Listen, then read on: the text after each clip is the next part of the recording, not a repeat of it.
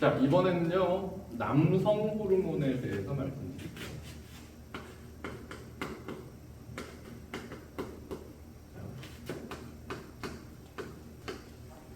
자, 남성 호르몬 영문으로 테스토스테론입니다. 테스토, 여기 뭐냐면 고환이에요, 테스티스. 그래서 이제 고환에서 나오는 호르몬입니다. 남성 호르몬이 어떤 역할을 하냐? 남자 여자의 차이를 만들죠. 그러니까 아이 때는 몸이 비슷하다가 남성 호르몬이 이제 생기면서 근육량 만들고, 목소리, 골격, 그다음에 성적으로 성욕, 성기능 이렇게를 갖다가 이렇게 발전을 시키는 호르몬이 이겁니다. 고환에서 만드는 거구나라고 하는 걸 꽤 오랜 옛날부터 사람들이 알았나 봐요. 이 뭐냐면 고환이 어렸을 때 때린 사람들이 이 2차 성징이 안 일어나니까 채모. 그래서 이게 생각보다 아주 옛날부터요. 고환을 이식을 하는 시도가 꽤 있어 왔어요. 그래서 되게 옛날부터 고환을 떼서 사람 몸에다 붙이고 해봤는데 아주 옛날에 몇천 년 전 기록입니다. 서양에서 그런 기록에서는 다 실패를 하다가 몇백 년 전대에 들어와서 고양이의 고환을 갈아가지고 여성한테 먹여요. 이거를 이식을 하는 먹여요. 먹이고 났더니 이런 효과가 보이는 거죠. 여성의 성욕이 늘고 비실비실하던 분이 힘을 내더라. 그래서 계속 먹였더니 목소리가 남자처럼 들리고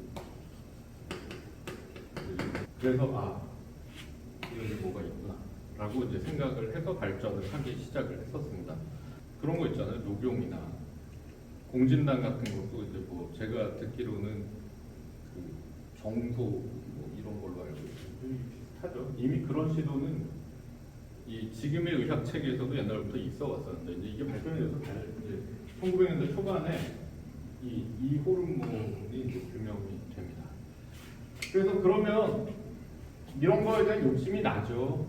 내가 근육량이 만들어지고 늙지 않고 하는 거에 대해서 자, 분명히 잘 쓰면요 천천히 늙고 건강하게 살 수가 있습니다. 근데 이제 겁을 많이 내는 이유가 남성 호르몬에 대한 남용의 문제가 항상 생기기 때문에 이런 거 걱정을 이제 해서 조심스럽게 하는데 저는 이거는요 잘 쓰면 아주 좋다라는 얘기를 해요. 잘 쓰면이라는 전제가 생기게 됩니다. 남성 호르몬은요, 남성 호르몬은 무슨 일을 하니라고 물으면 이미 이제 성인이 다 제대로 된 상황에서 저는 남성 호르몬의 가장 큰 역할은 근육을 유지하는 거라고 생각을 해요. 그 근육 기능 자체가 부족이 아니라 기능 자체를 지금은 성인한테 근육을 유지하는 거. 자, 그리고 성욕의 문제도 있고요. 성욕이나 의욕 그리고 기분, 에너지죠. 정신적인 에너지. 사실 이게 남성 호르몬이 뇌를 통과를 하기 때문에 뇌에 직접적으로 이런 작용을 하는 걸로 이제 판단이 되기는 하는데 실제 여러분 운동을 해서 근육량이 만들어지는 것 자체도 몸을 가볍게 하기 때문에 실제 이런 에너지가 더 생기는 그런 효과를 실제 덜 지치게 되니까 느끼게 할 수가 있어요. 근데 근육량을 유지를 하면 좋은 게 뭐냐면요, 이 근육이 몸 당대사에 관여를 해요. 사에 관여를 하고 당대사뿐이 아니라 생각보다 하는 역할이 아주 많더라는 거죠. 뭐 실제로 지금은 이런 쪽에도 결국 장기적으로 이 근육을 유지하는 효과 등등등 해서 남성 호르몬이 이거에 직접적인 치료를 안 주면 도움이 될 거라고 생각을 분명히 합니다. 근육을 유지하기 때문에 지방으로 가는 것도 막아요. 부족하면은 이런 게 이제 떨어져 가죠. 근데 실제로 결국은 나이가 들어가기 때문에 이게 40대 이상에서 40대 때, 30대 때 초반인가 그때쯤에 가장 피크를 찍고 조금씩 떨어가는 40대 이후에 평균입니다. 다 그런 게 아니라 평균 1.7% 1.7%, 1.7% 계속 떨어져요. 그래서 떨어지는 사이에 이게 어느 정도 수준이 되면 보충을 해줘야 된다라는 얘기를 합니다. 주관적인 증상이나 객관적인 검사를 통해서 필요에 의해서 이걸 적절히 쓰면 이게 떨어져서 힘든 거를 많이 회복을 할 수 있다라는 게 이제 치료를 하는 이제 원칙입니다. 그러니까 여러분들 여성 호르몬 떨어지게 되면 골다공증도 생기고 폐경후 이후에 여러 건강이 떨어지는 것처럼 남성도 남성 호르몬이 떨어지면 골다공증 같은 것까지 오게 돼요. 그래서 실제 골다공증 검사도 남성도 해서 그게 떨어지면 남성 호르몬을 보충을 하는데 결국 근육량뿐이 아니라 몸을 이제 만드는 거죠. 뭔가 들어와서 몸에 쌓아두는 역할을 한다고 생각을 하거든요. 그러면 남성 호르몬이 이제 떨어지면 남성 호르몬 저하는 저희가 이제 피검사 수치로만 따지면요. 피검사를 해요. 수치를 따지면 8.3을 상한으로 줍니다. 8.3을 상한으로 두고. 근데 이거 넘는 사람도 있긴 있어요. 뭐 넘어서 병이냐? 그렇지는 않다고 생각을 합니다. 그리고 8.3에서 결핍을 2.5 정도로 봐요. 테스토스테론 남성 호르몬이 이제 고환이 없다. 아니면 여성이다 그러면 한 1 정도 나와요. 아주 없지 않습니다. 대사에서 대사산물로 나오는 게 있기 때문에. 자, 우리가 3.5에서 이걸 갱년기로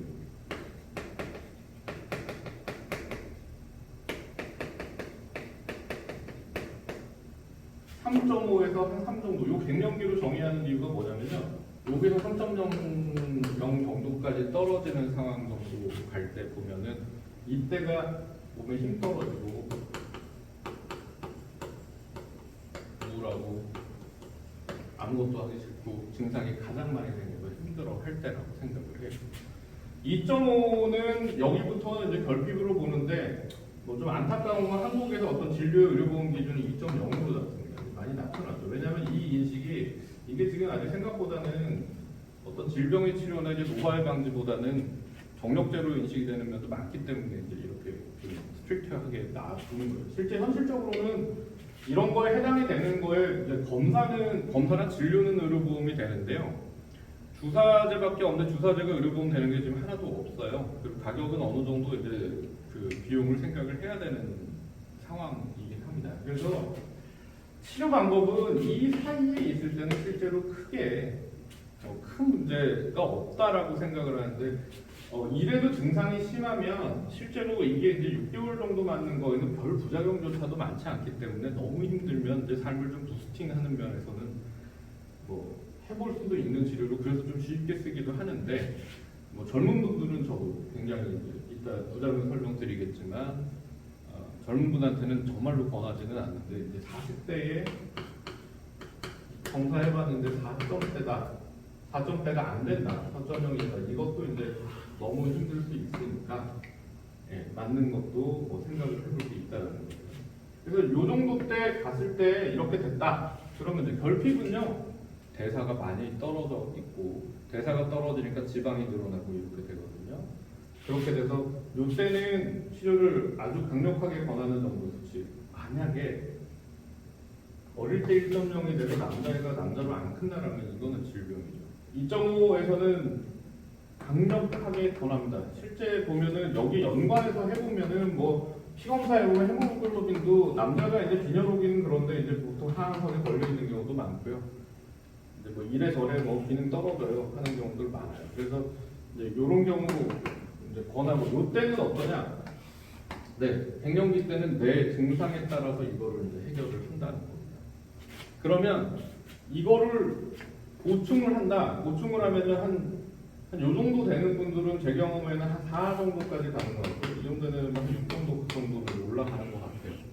올라가는데 올라가서의 효과가 생각보다 이게 오래 걸립니다. 그래서 3개월 정도가 지나가졌을 때에 이제 반응이 나타나기 시작을 해요. 그래서 이제 요 정도의 보충을 하는 거는 요 정도 말씀을 드리고 이제 시간대별로 어떻게 되느냐를 말씀드릴게요.